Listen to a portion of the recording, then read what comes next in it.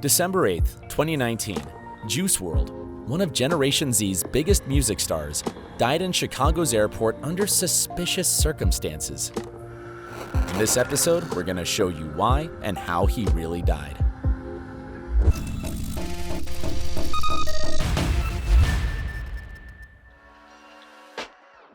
Juice WRLD's career was a flash. In just 2 years, he went from a SoundCloud phenom to one of hip-hop's most vivid artists alongside Lil Peep and XXXTentacion. In a way, their path was similar. Same genre, same meteoric rise to fame, and death at a young age. The trio formed the so-called 21 Club, a group of musicians who passed at or before the age of 21. Peep died from an accidental overdose in 2017, X was fatally shot in an armed robbery in 2018.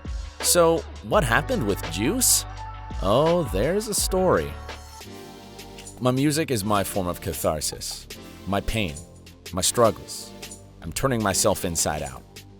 As Juice was going through his childhood and adolescence, he was dealing with depression. The root cause of it was in the attention deficit hyperactivity disorder, ADHD, that he had been diagnosed with in 4th grade. The hyperactive kid had trouble keeping focus or staying seated. As you can imagine, with those qualities, he wasn't doing particularly great at school. Add to that the peer pressure and troubled social skills, and you get the recipe for adolescent depression. Thinking he would find his relief in drugs, young Juice started experimenting with them. Oh, how wrong he was. Long story short, his substance abuse began when he was 12 years old, and by the age of 19, Juice found himself operating on drugs. Yet his depression went nowhere. And then the crazy fame happened, and Juice quickly discovered that money wasn't the answer either. All it did was provide quicker access to forbidden substances, and Juice's drug use was getting worse. At 8:25 p.m. Pacific Time on December 7th, Juice WRLD, his friends and entourage boarded the Gulfstream G1159A that would take them from LA to Chicago. Juice was holding a mega party to celebrate his 21st birthday in his hometown.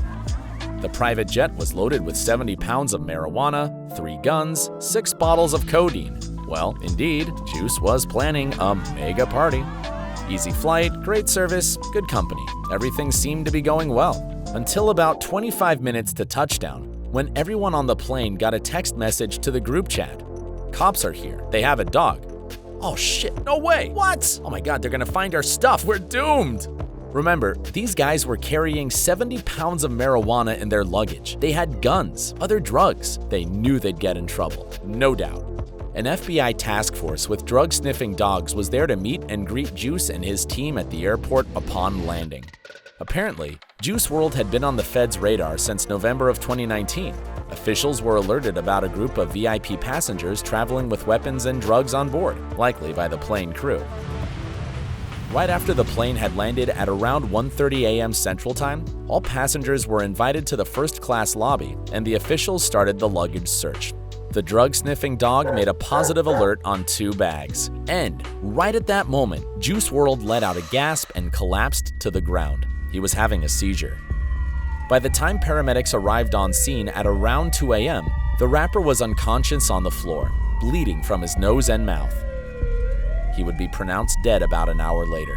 The cause of death? Accidental overdose. Wait. How could that be the case?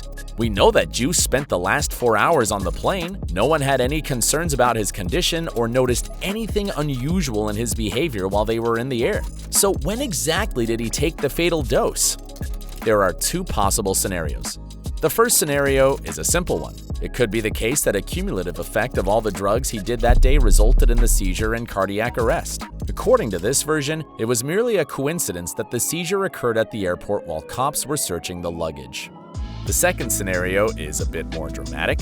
As Juice and his entourage were getting ready to get searched, Juice checked his pockets and realized that he had a bunch of Percocet pills in them. So he grabbed a handful of pills from his pockets and put them in his mouth while no one was paying close attention to him. There's no doubt that Juice WRLD had already been high before the flight, so now he just added an extra dose, the fatal one. Minutes later, his body reacted to it, and an hour later, Juice WRLD died. This scenario is indirectly supported by the report filed by the paramedics of the Chicago Fire Department, stating that they saw pills scattered around Juice. Which scenario do we find more plausible? We believe that Juice WRLD's struggles with depression were real, death unfortunate, but yet totally avoidable. He passed the point of no return and he couldn't quit doing drugs himself. But had Juice WRLD chosen to get professional help, he would have gotten the chance to spend way more time in the world he wanted to take over so badly. This is the story of Juice WRLD's death. This is how it was.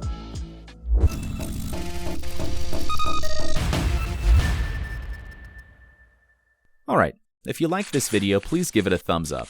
And don't forget to hit that notification bell so you won't miss new episodes.